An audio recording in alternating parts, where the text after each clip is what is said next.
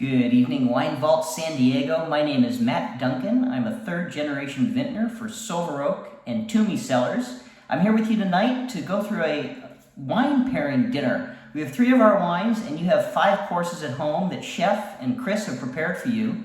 A dessert after that, which we won't pair with wine, but we have 2 beautiful courses to go with our Sauvignon Blanc, 2 to go with our Anderson Valley Pinot Noir from Toomey, and then the final course will pair with our Alexander Valley Silver Oak, just released, the 2017. A wonderful, wonderful, very special vintage. I'll tell you more about it.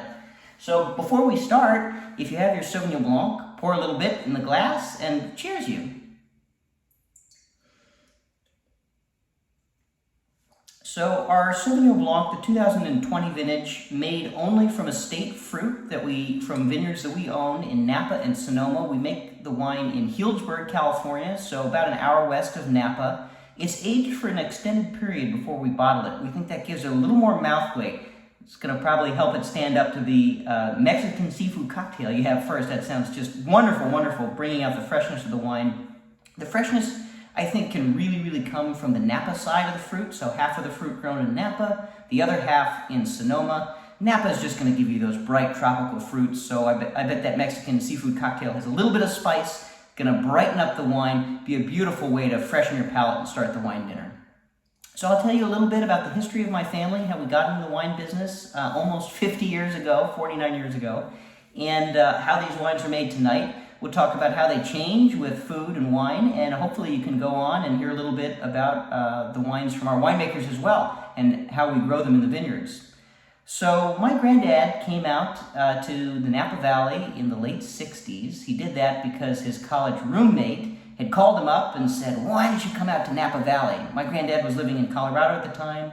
He had a number of different businesses he was working on, but he was an entrepreneur and he was interested in sort of the next great thing. So he thought, okay, I'll go out to California and see what's going on. When he did, he met a man named Justin Meyer. Now, Justin became my granddad's partner and the first winemaker for Silver Oak. And Justin was really the visionary for what Silver Oak would become, its style and its consistency. But those years were to come later. So in 1969, my granddad goes out, buys his first vineyard with his college roommate, and eventually decides that it's a pretty interesting business and maybe, he can make a little money growing grapes and selling them to other people to make wine. So in 1972, he bought his first property on his own, a large dairy ranch. Now, dairy, well, I thought we were talking about Napa. Well, we are, but the Napa of that era was very different from the Napa today. Napa today is almost entirely focused on wine growing and the hospitality business that goes with that.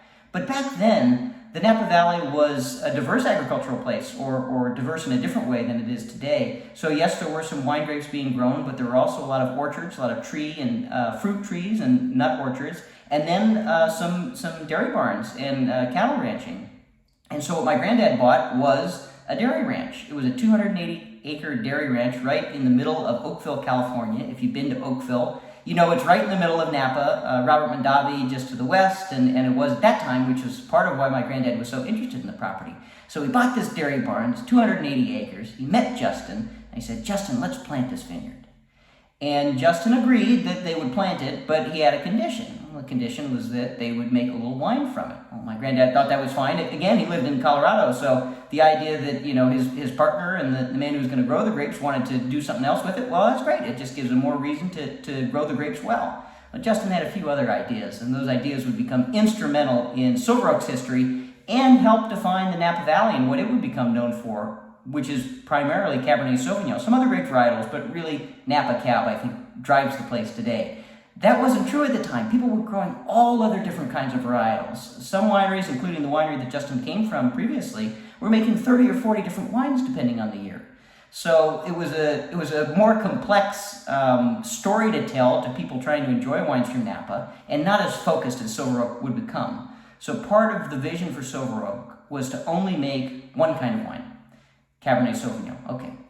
Eventually, we would start to make 2 different wines, our Alexander Valley, which we're trying tonight, and then our Napa Valley Cabernet. And for many years, we made both of those wines in Napa.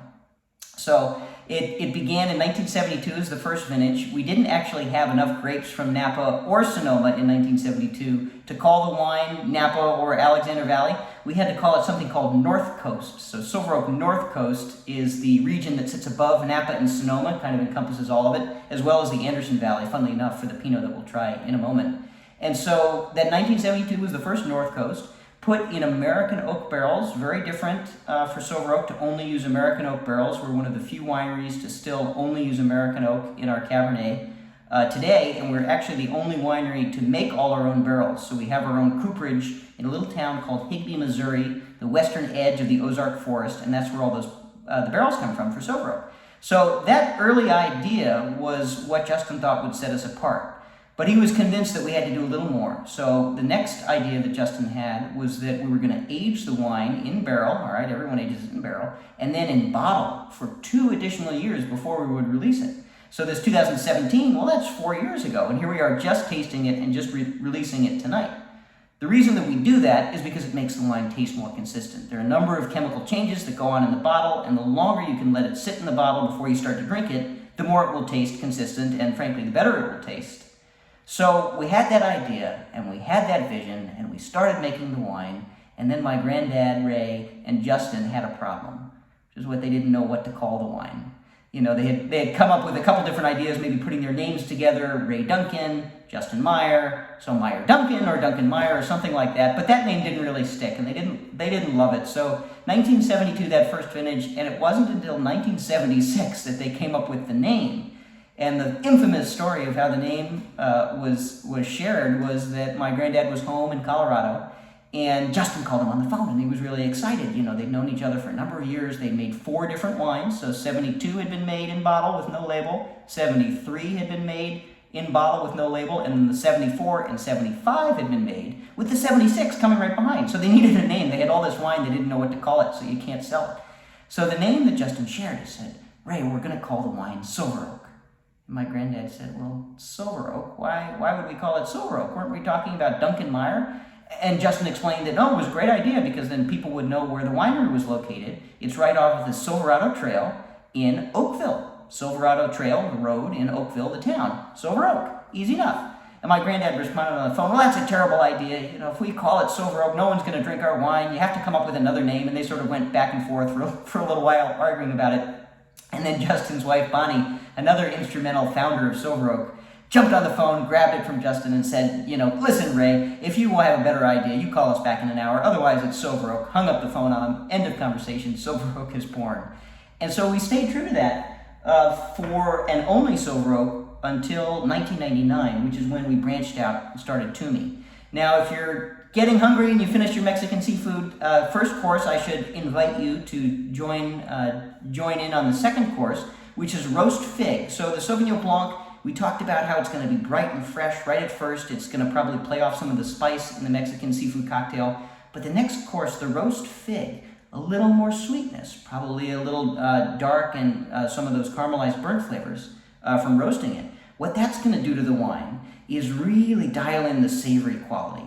The portion of this wine that comes from the Russian River is a fabulous, fabulous vineyard that really is kind of different from Napa in that it gives the wine a little more tree fruit, so some apples or pears, and if you put something really sweet and roasted, like the roast fig, you might start to get this kind of saline and savory quality out of it. So side by side, this wine might taste pretty different with those first 2 courses, and I think that's the mark of a really excellent food-wine pairing, when you can do things that are so different and show the wine from 2 different angles. So please go ahead and taste that wine. Hey everyone, my name is Justin Hirigoyen, and I'm the winemaker for Toomey Cellars.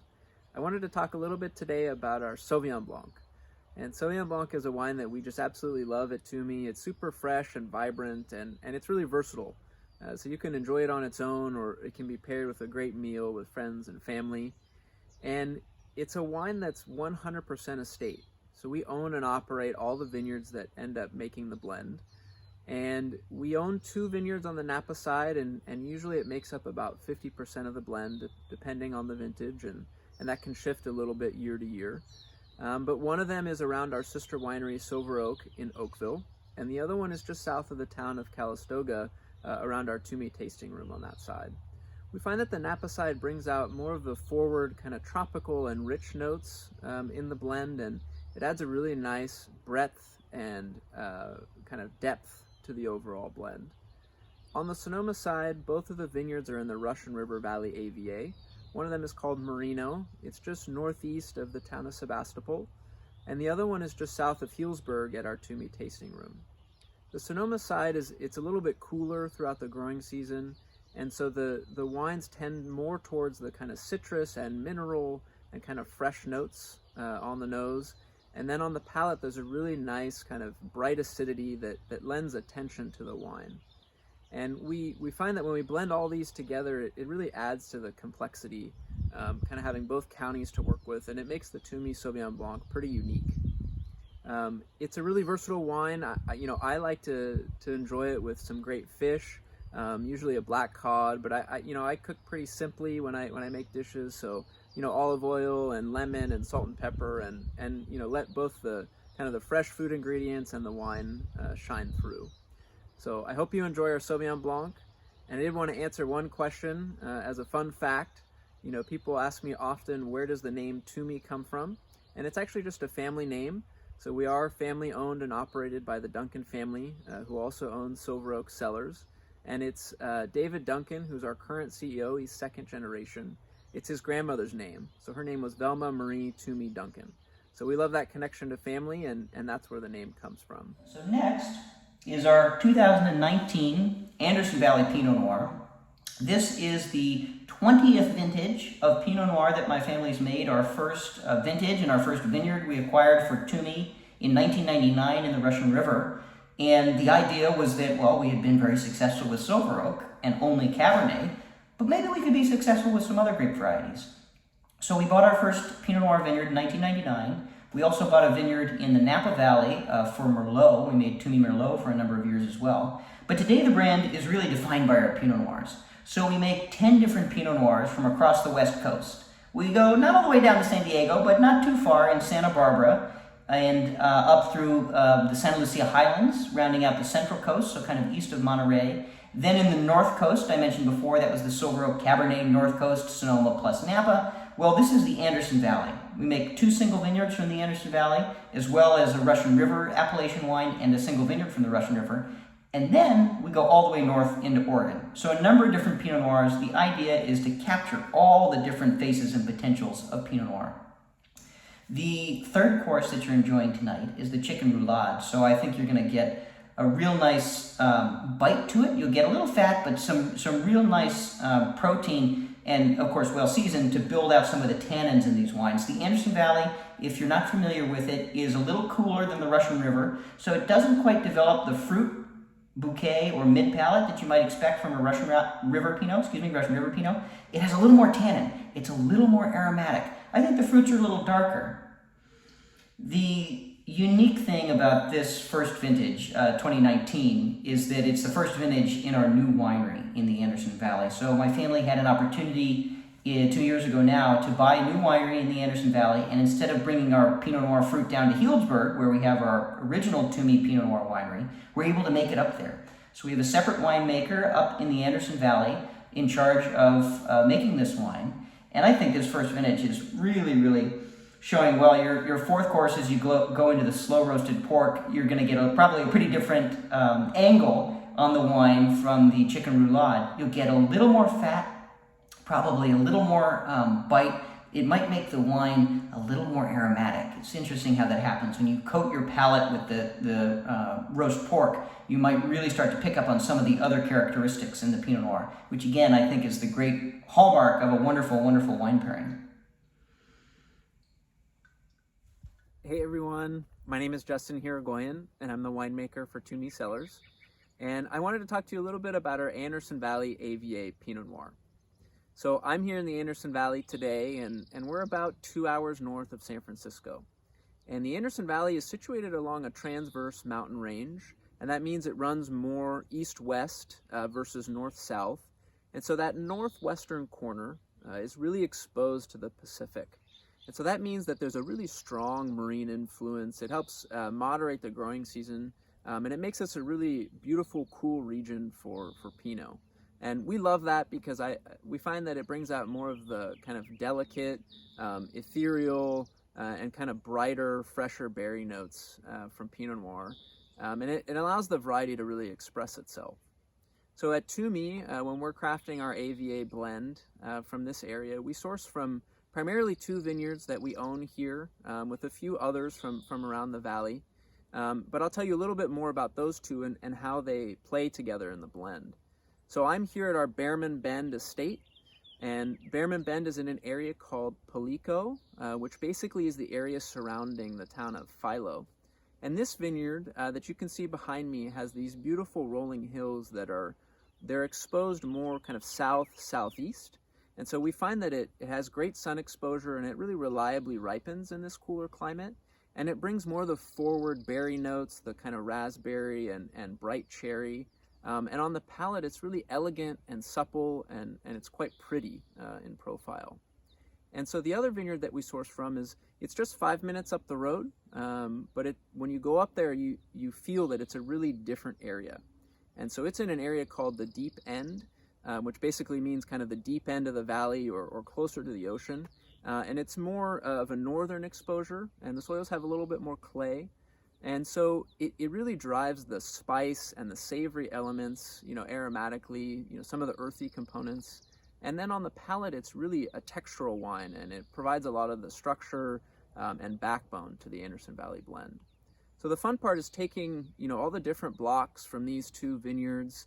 There's such a great diversity of clones for Pinot, soil types, exposures, and then we vinify them all separately, and we let them express themselves the best that we can. And we come back through and we blend all these individual components to hopefully make something that's a true expression of the Anderson Valley. So some of the brighter aromatics, the florals, the bright red fruits, but also a pretty decent structure and texture, and this beautiful thread of freshness and acidity that runs through the mid-palate. And it really makes it pair really, really beautifully with food. It's super versatile. I'm not super rigid with pairings. That's why we have all the great sommeliers out there. But I love to have it with something with mushrooms in it. I find that savory pairing works really, really well. So I hope you have the opportunity to enjoy some of our Anderson Valley Pinot. So taste that, enjoy that at your own pace, and then the final wine of tonight is our new Alexander Valley 2017. And like the 2019 Anderson Valley Pinot, it's a very special year for my family. This was the year that we opened our brand new winery in the Alexander Valley, 2017. It's the first vintage made in that winery. And the vision for that winery was first and foremost to make better wine. Well, how do you do that after 50 years? There are a number of ways. I won't bore you with all of them, but if you are interested, you're welcome to go on our website, of course, and read about what the Alexander Valley Winery, the new winery facility, has done for this bottling. The 2017, I think, is a wonderful vintage. It has the characteristic silver oak warm vanilla that comes from the American oak, so that just really generous, enticing nose you get, that's from the barrels. But then as you taste it, it really has a bright red fruit. I think with the hanger steak, that your 5th course night, you must be getting a little full by this point, but the hanger steak, you're just going to get this great bite and this great lightness from the Cabernet. You might think we went kind of from lighter to heavier wines tonight, and in a sense we did, but with the food, you might invert that. If you have a little of the Anderson Valley Pinot Noir left, I bet it will go pretty well with the hanger steak. Hi, I'm Nate Weiss, Vice President of Wine Growing for Silver Oak and Toomey. I wanted to talk a little bit about our Alexander Valley Cabernet. Alexander Valley is a pretty special place to us. The very first vineyard that Ray Duncan bought, the founder of Silver Oak, was in Alexander Valley, so it's really sort of our ancestral home. And it's a place we've been now farming and making wine for almost 50 years. So Alexander Valley is in Sonoma County, the northern part of Sonoma County. It's sort of a long, narrow valley. It's defined on the eastern side by the Mayacamas Range, which is the western border of Napa Valley. So it's quite literally one mountain range closer to the Pacific Ocean, which means it gets a little bit more maritime influence. So at the southern part of Sonoma County, there's something called the Petaluma Gap, which is a gap in the coastal range that opens up to the Pacific Ocean. And fog moves in and out of that gap during the day, depending on the temperatures inland, and depending on how thick and far in that marine layer moves. Oftentimes it covers all, part, or none of Alexander Valley. You know, I think the cooler climate nature of it really adds to the acidity. I think that's a critical part of our Alexander Valley Cabernet. that acidity really helps it age. You know, if you go through a vertical of Alexander Valley Cabernet going back many, many years, each one just tastes a year older than the rest. And I think the acidity and the pH is a huge part of that. It also adds some really interesting aromatics. So, you know, part of Cabernet Sauvignon's DNA is to have a little bit of kind of interesting herbaceousness, sage and thyme. And I think that's actually really critical to making Cabernet. I think we need to embrace that and not shun it. So to me, that's an important part of a world-class Cabernet Sauvignon, but the slightly cooler climate as far as fruit also definitely pushes it more into the bright red fruit part of the spectrum. So you might find raspberries or fresh strawberries, something like that, rather than the cassis and dark fruit of slightly warmer climates. So it's a neat place. You know, we make our Alexander Valley Cabernet and age it in American oak, which is part of Silver Oak's signature. And every year we make new barrels at our cooperage in Higbee, Missouri called the Oak. And we age the Alexander Valley Cabernet in about half new oak and half used oak. So being a brighter, fresher wine, we try to minimize the amount of new oak in order to not overpower that. But the American oak brings a lot of vanilla, a lot of coconuts, some really nice texture to the wine. It's sort of fascinating to taste the wine pre-barrel and post-barrel because you're always surprised at how much body the oak actually brings to the wine. And it's really a critical part of who we are. You know, the Alexander Valley has the silver label, the silver foil. When you think about silver oak, it's probably what you're thinking about. And you should come visit us at our brand new winery in Healdsburg. We just built a brand new winery to make this wine and opened it in 2017 and the tasting room in 2018. And it's a very special place with some really interesting sustainability and green building initiatives as well. If you're interested in what we're doing today on the cutting edge, our sustainability initiatives led by my sister, Haley, are really, really world class. They've had a big impact on our water usage, as well as our solar power generation at the new winery. It is the second winery to be LEED Platinum certified, a certification that speaks to those water and energy conservation measures. The first winery was, in fact, Silver Oak Napa Valley. So it's a big part of what we do, thinking about our sustainability, our impact on our environment, and what resources it takes to make the bottled wine.